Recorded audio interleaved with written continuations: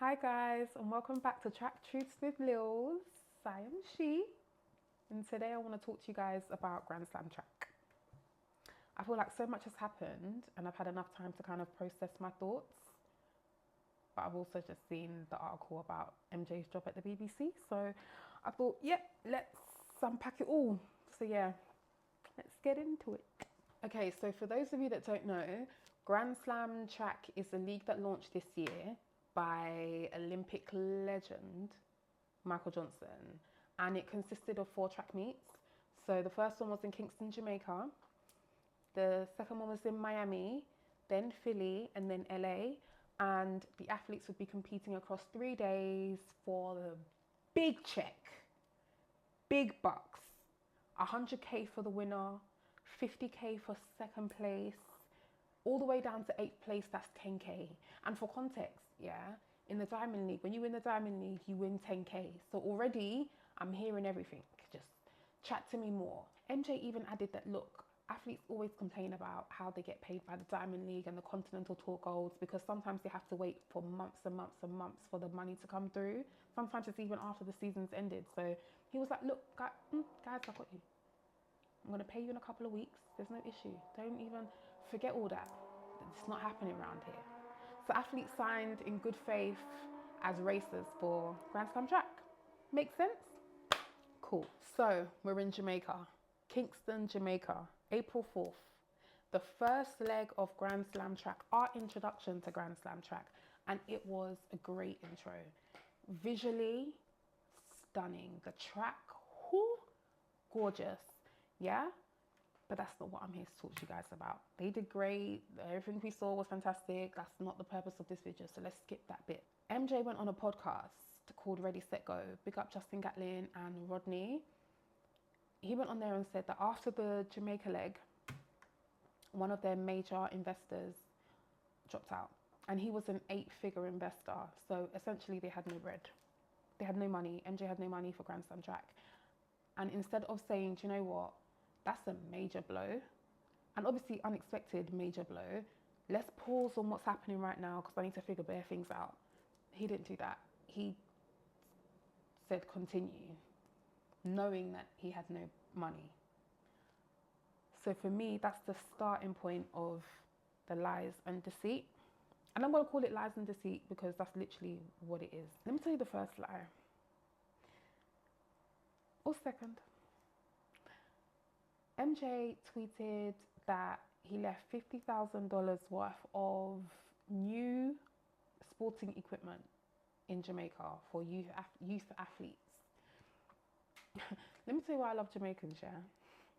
Don't try and drop made up facts, because what they're gonna do is fact check your fake fact and let it be known just as loudly as you posted that fake fact. Okay, because listen, Ian Forbes from JAAA came out and said, excuse me, sir, I have not seen, smelt, touched a single piece of equipment. Tell me where you kept them. Where are they? Let me know where they are and I will send through confirmation that we have it. Because right now, I ain't got it. So that's line number 1, okay? Anyway, so like I said, instead of pressing pause on Grand Slam track, knowing that he didn't have money, he was like, all right, let's just soldier on. I'll figure it out as we go along. Cool. So that meant the Miami leg took place on May 2nd, yeah? This man had these athletes standing on podiums with a gold envelope, knowing damn well he didn't have a single penny to pay them. Do you know how crazy that is? I'm sorry. I'm so sorry. That is out of order. Then Philly came around. Philly was such a sick meet, actually. Anyway, Philly came around May 31st. I remember I told you that they were all 3-day meets. By the time Philly came, he said, no, it's going to be 2 days. And instead of telling us he's cut it down to 2 days because he hasn't got money to pay for the 3rd day, he said, oh, do you know what? I listened to the feedback from athletes and fans, and do you know what? I'm going to condense it to 2 days because that's what you lot want. Listen, it's bare twangs. I can't do the twangs part. I can't. And now it's time for LA. LA got cancelled. LA got cancelled, and instead of saying, guys, we're cancelling it because we cannot afford to continue. I've tried. I can show you how I've tried these 3 months, but it was a lot. I took a major L and I couldn't recover from that. It was a myth, but I tried, but it was a myth. The first reason that we got was that they cited like economic issues, because that was the time of the LA protests. So the time was right there. I hear it. But no, in hindsight, this is all crazy. I'm so sorry. Like, just tell the truth. Anyway, it was then in June that he decided to hold a meeting with the athletes and their agents to let them know that, guys, I can't pay you. I can't pay you for Kingston. It's a myth, like I've tried. This is where I'm at. Let's set up a payment plan. And let me tell you the issue I've got with that. You knew in April that you could not pay these guys. And instead of giving them all the information that they could use to make decisions about their own livelihood, in April, you decided to play God and make that decision for them. And you had them competing in 2 additional track meets knowing you could not pay them. Bro, that's fraud. That's fraud. I don't know what to tell you. That's fraud. That's crazy. And I think that's what bothers me the most. Like, you lied to bare people. You had them on podiums, grinning teeth. I can't. Do you know why this is crazy to me? I remember seeing a tweet from Alexis from Athlos last year. It was a messy tweet. But anyway, he was like, hi MJ, good day. How comes the athletes have to ask you for permission to compete in other track meets? Obviously, MJ did not respond, but you've created these stipulations that the athletes are abiding to.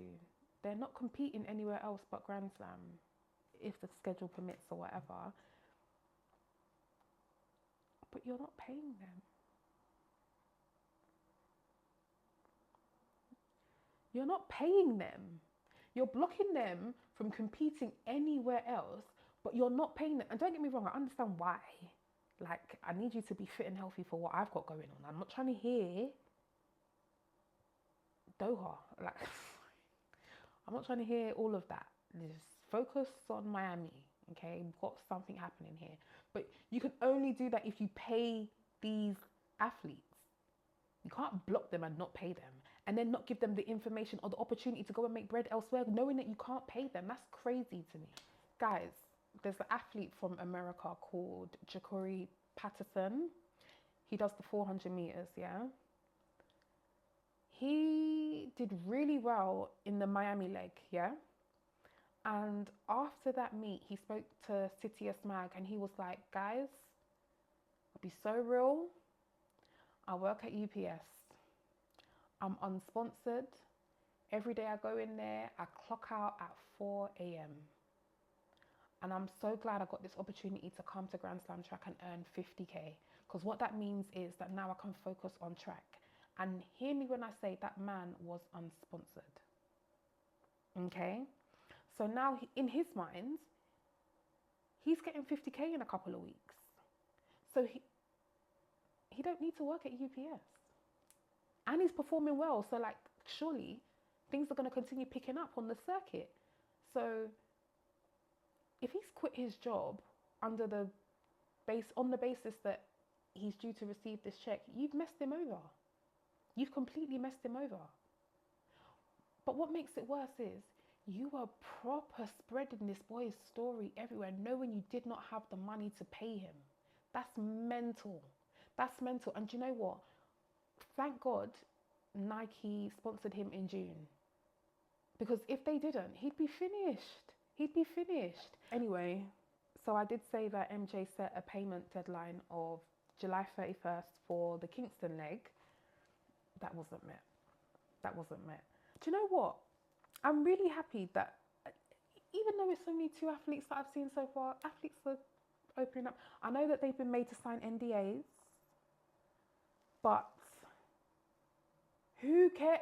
Listen, Grand Slam Track tried to post a video of Gabby Thomas a couple of weeks ago. And she was like, oh, this is great scenes. This is sick. Pay me.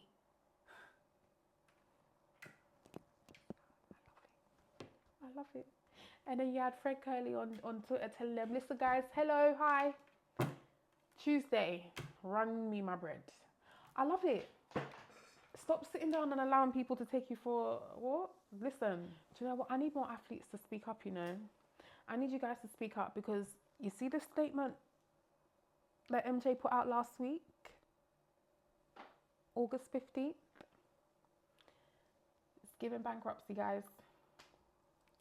Forget the NDA he made you sign. Forget all of these things. Talk up for yourself. I'm so sorry. This statement irritated me.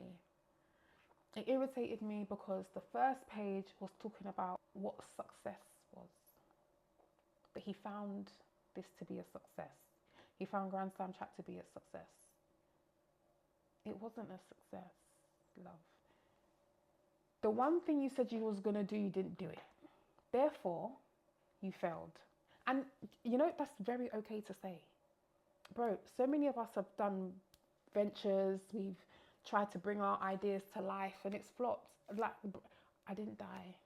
Life goes on.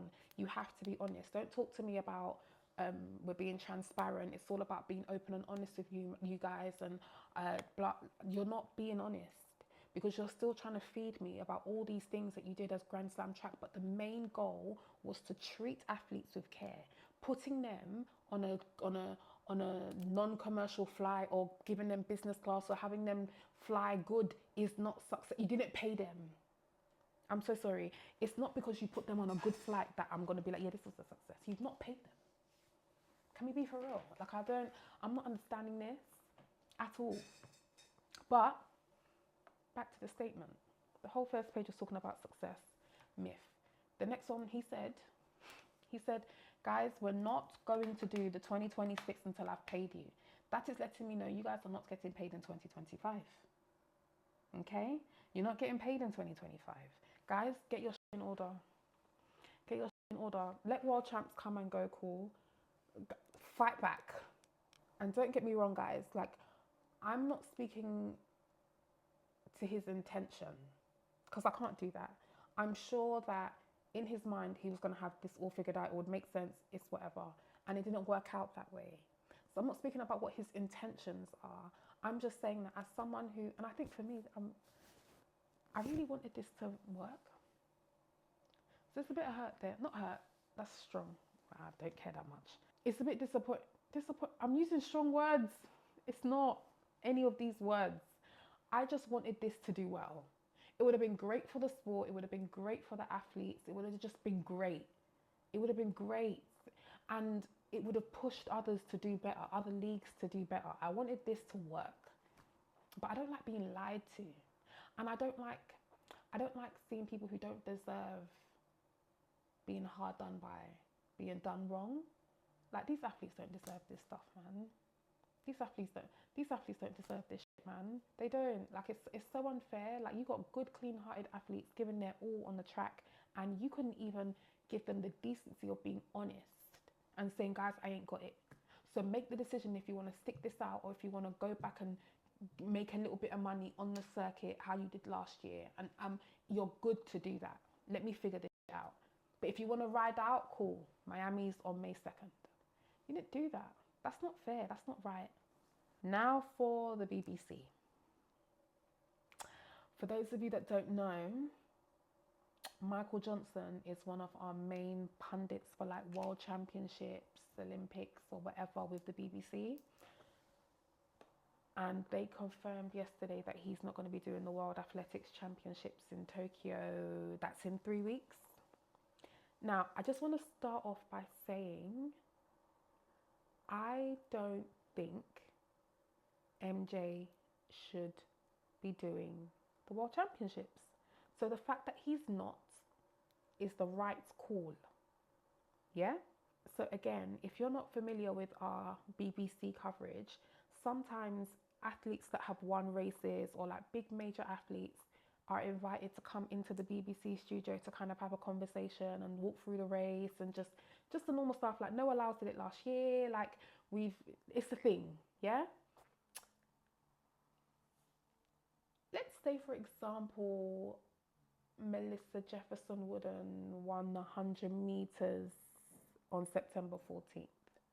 And on September 15th, she's invited to come to the BBC studio. Do you think it makes sense for the man that owes her 300 bags to interview her and talk about her race? I don't want to talk to you. I don't care what my start looked like. I can't hear that until you give me the 300. I can't hear nothing. I'm so sorry. Optically, it's crazy. So I'm agreed he shouldn't be doing it. It doesn't make sense. You can't just be critiquing the races of athletes you've not paid. There's bare of them. Racers and challengers. He shouldn't be doing it. No one's disputing that. Okay? I just wanted to say that one there. Okay? Now, if MJ exercised self-awareness and said, hello BBC, I don't think it makes sense for me to do world champs. I owe bare people bread. Therefore, go and get Richard Kilty. I'm with it. I hear it, and that's what it should be. However, if the call came from BBC and they said, excuse me, MJ, you owe too much people money and we need to distance ourselves from you in this occasion until you sort it out, I got a problem. I got a problem. And I've got a problem because BBC are known to not have a moral compass. They don't give a toss about a single thing. Do you know why? Because they are known to have pedophiles and sexual assaulters on payroll. Knowingly. Okay? I don't want to hear nothing about debt can't be where you draw the line. Maybe fraud. Debt can't be where you draw the line. Because you were happy to pay Jimmy Savile. You are happy to keep Tim Westwood there spinning decks. Happy. You are happy to have Rolf Harris. You paid all of these people. Why are you drawing the line at debt? Talk to me. You've never had a moral stance in your entire existence. Stop it. Stop it. Now, guys, I'm not saying this is the hill I'm choosing to die on. I'm just saying that a hill exists. That's it. Like, I'm not sure yet. The hill is looking steep. I've got a bit of weight on me. I don't know. I'm just highlighting the fact that for me, the BBC can't come and start telling me now that they super care about right from wrong. You don't. You love bare wrong things. So stop it. Stop it. Anyway, guys, that's what I wanted to talk about. I needed to get that off. Let me know if you guys think that Grand Slam track can come back. Like, do you think if MJ works on getting funding in 2026, locking it in, and then rebuilding trust with athletes, like, do you think Grand Slam track can come back in 2027? He's already told you it's not come back in 2026. So 2027, do you think it can come back? Like, if you was an athlete, would you trust him? And what would you need in place in order to trust him? Yeah. Talk to me in the comments. Can I just say though, sitting in my house and talking to a camera for this length of time is crazy for me. So thank you guys for letting me just get my shit off. I appreciate it, trust me. But yeah, I hope you guys have a great bank holiday weekend. I am going to spend mine shaking bum in Notting Hill Carnival, and I hope you guys have as much fun as I'm about to. Peace and love.